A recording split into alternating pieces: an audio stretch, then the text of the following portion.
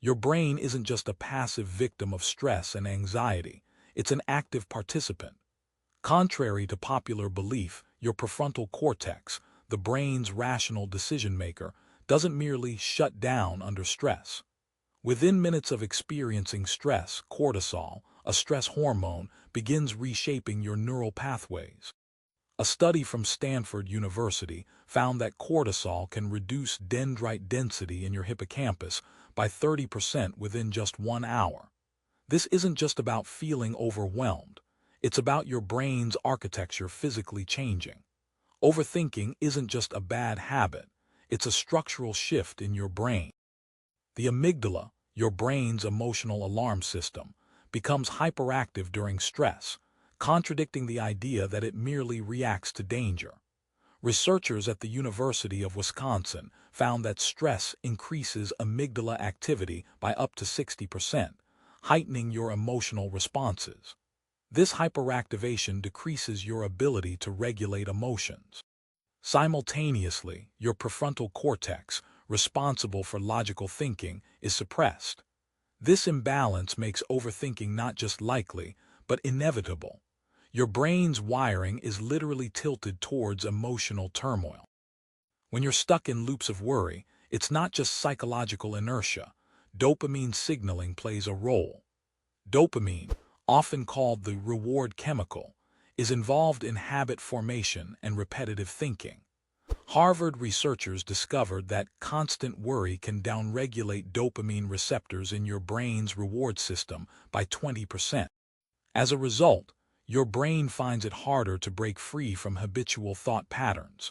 Overthinking is chemically addictive, reinforcing itself at the synaptic level. Memory isn't static, and neither is your brain's response to repetitive thoughts.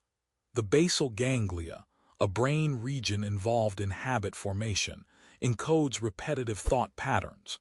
According to a study by MIT, these patterns can become hardwired in as little as 21 days. Neurons in this region literally change their firing patterns to make overthinking easier. Your brain isn't just remembering your thoughts, it's structuring itself around them. These changes make breaking the cycle of overthinking a neurological challenge. Your default mode network, DMN, responsible for mind wandering, becomes overactive during periods of anxiety. This contradicts the belief that the brain is idle when you're lost in thought. Neuroscientists at Duke University found that DMN activity increases by 35% during anxiety episodes. This hyperactivity makes it challenging to focus on tasks, keeping you trapped in a loop of internal chatter.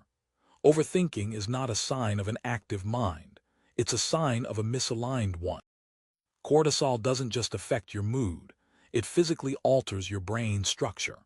In the hippocampus, cortisol reduces dendrite density, impacting memory and learning. University of California, Berkeley researchers found that chronic cortisol exposure can shrink hippocampal regions by up to 20%. This isn't just bad for memory. It sets the stage for overthinking by weakening your ability to form new, adaptive memories. Your brain becomes more prone to ruminating on past events, reinforcing negative thought patterns. Cortisol's impact is not temporary, it's a structural change. Amygdala-prefrontal cortex connectivity is crucial for emotional regulation. Chronic stress disrupts this connection, enhancing the amygdala's influence. A study by Yale University found that this disruption can increase emotional reactivity by up to 50%. This imbalance shifts your brain's focus from rational to emotional processing. Overthinking becomes a natural consequence, driven by an amygdala unable to talk effectively with the prefrontal cortex. Your brain is wired to amplify emotional responses. Dopamine receptors are not static. They are highly sensitive to stress and repetitive behaviors. Chronic stress leads to the downregulation of dopamine receptors in your brain's reward circuitry. Researchers at the University of Cambridge found this can decrease receptor density by 35% in just 4 weeks. This affects your brain's reward system, making it harder to experience pleasure or motivation. Overthinking traps you in a cycle of reward-seeking thoughts without the usual satisfaction. Your brain's chemistry is altered, not just your mood. The basal ganglia encode habits through a process called synaptic plasticity. Stress accelerates this process, making it easier to form negative thought patterns. In just 14 days, repetitive thinking can lead to changes in synaptic strength, as shown by a study from Johns Hopkins University. These changes make overthinking a well-trodden neural pathway. Your brain isn't just repeating thoughts, it's optimizing them for efficiency. This makes breaking free from overthinking a structural challenge. BDNF, or brain-derived neurotrophic factor, is essential for neuroplasticity. Stress reduces BDNF expression, limiting your brain's ability to form new connections. According to research from McGill University, stress can decrease BDNF levels by 40% within a week. This reduction hampers your ability to adapt to new situations, trapping you in old thought patterns. Overthinking isn't merely a mental habit, it's a biological consequence of reduced neuroplasticity. Your brain's adaptability is compromised, reinforcing repetitive thoughts. Chronic stress isn't just long-term anxiety. It's a different beast altogether compared to acute stress. While acute stress can sharpen mental focus, chronic stress deteriorates brain function over time. Studies from the University of Michigan show that prolonged stress can reduce prefrontal cortex volume by 8% over several years. This reduction affects decision-making and impulse control, fueling overthinking. Chronic stress isn't a prolonged emergency reaction. It's a gradual reshaping of your brain's ability to think clearly. Your brain's architecture shifts towards rumination. The self-help industry often emphasizes mindfulness without addressing its neurological basis. A peer-reviewed study from Massachusetts General Hospital demonstrated that mindfulness can increase hippocampal volume by up to 5% after 8 weeks.